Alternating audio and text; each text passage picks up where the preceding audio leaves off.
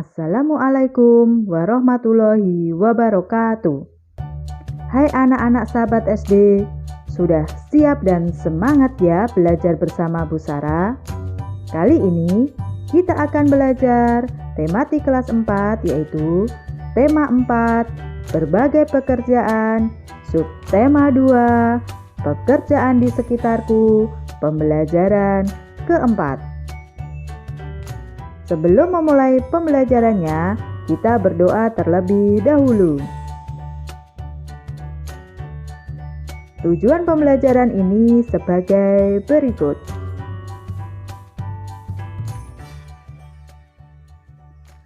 Anak-anak sahabat SD, sikap apa lagi ya yang harus dimiliki oleh seorang dokter? Seorang yang bekerja harus memiliki sikap melayani, disiplin, rendah hati, dan bekerja sepenuh hati. Kita bisa mempelajari nilai-nilai tersebut dari seorang dokter yang bekerja untuk masyarakat. Bacalah teks berikut. Hebatnya dokter kami. Ia adalah Dokter Rana, seorang dokter muda yang sederhana dan terampil. Ayahnya mantan kepala desa kami yang telah meninggal dunia. Dokter Rana baru kembali ke desa kami 2 tahun lalu setelah 10 tahun lebih merantau ke kota. Ia memperoleh beasiswa di Fakultas Kedokteran dan setelah lulus, ia praktik di Rumah Sakit Umum Kabupaten.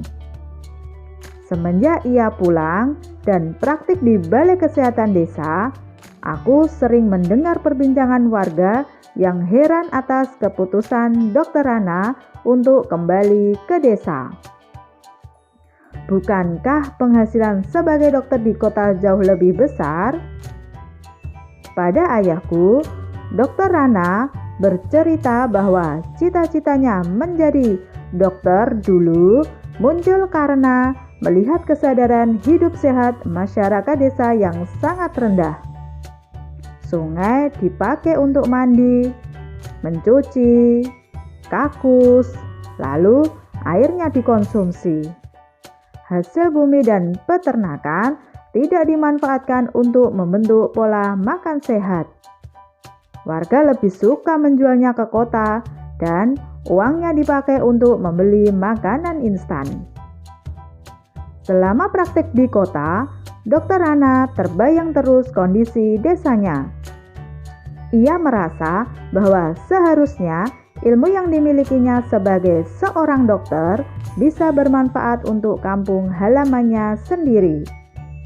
Jadi Pak Andri, saya ini pulang untuk memenuhi niat saya ketika menerima beasiswa, yaitu menyejahterakan warga desa tempat saya lahir dan dibesarkan, ujar Dokter Rana pada ayahku.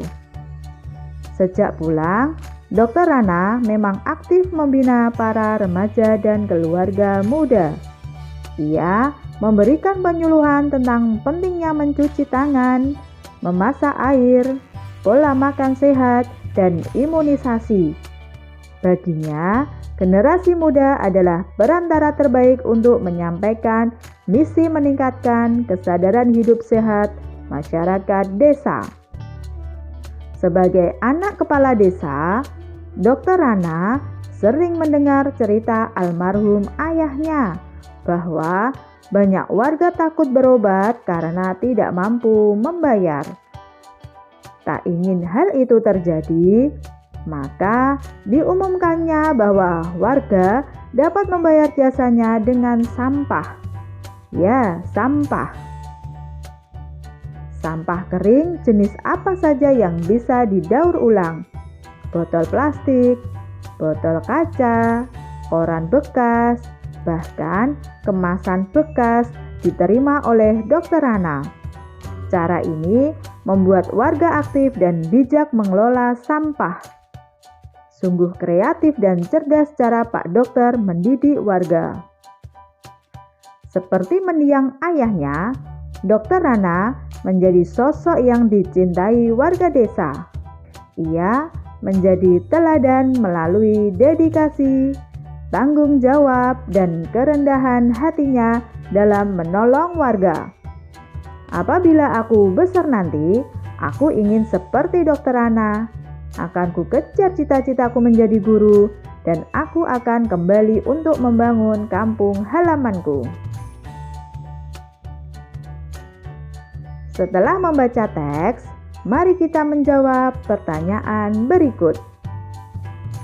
Apa yang dilakukan Dokter Rana untuk warga desa?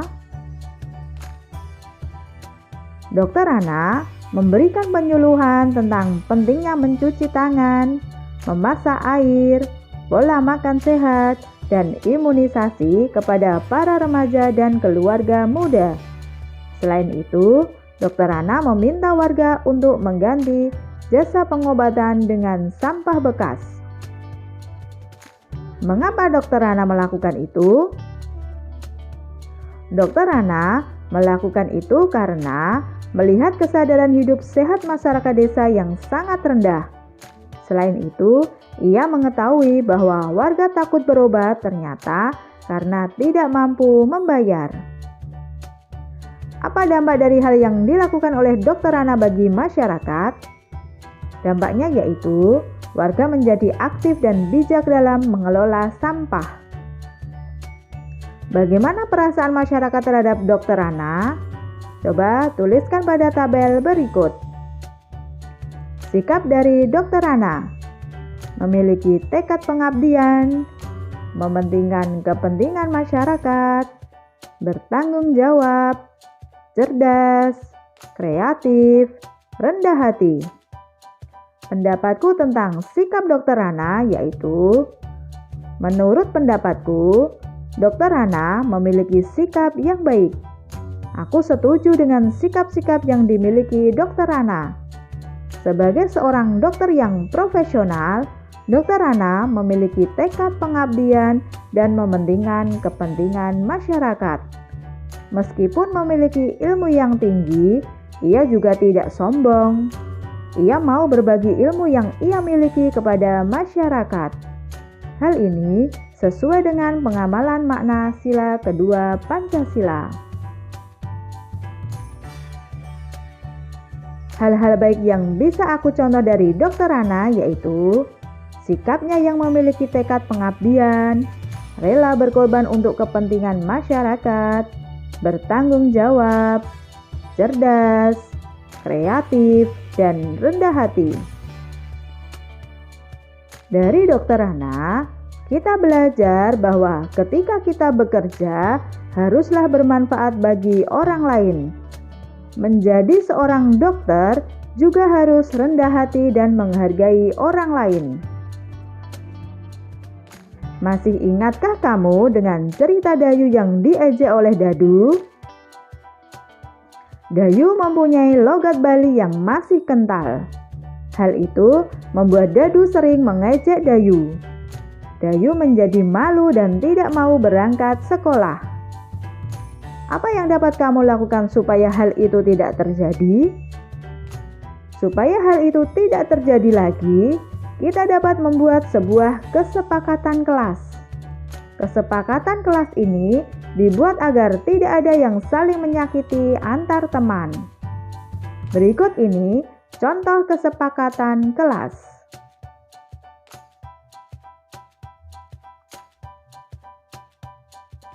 Sekarang, buatlah kesepakatan kelas supaya antar teman tidak saling menyakiti seperti pada contoh tersebut. Tulislah ide-idemu. Selamat mencoba. Ketika kesepakatan kelas itu dilakukan, maka setiap warga kelas akan merasa nyaman. Mereka merasa dihargai. Ketika kamu menghargai semua orang, maka kamu sudah mengaplikasikan sila kedua Pancasila. Demikian pembelajaran 4 dari tema 4 subtema 2. Untuk mengukur pemahaman terhadap materi yang sudah kita bahas, kalian dapat mengerjakan latihan soal yang ada pada deskripsi video ini. Tetap semangat, rajin belajar, rajin beribadah. Jadilah generasi penerus bangsa yang cerdas, berkarakter, menyenangkan, luar biasa, hebat. Terima kasih. Wassalamualaikum warahmatullahi wabarakatuh.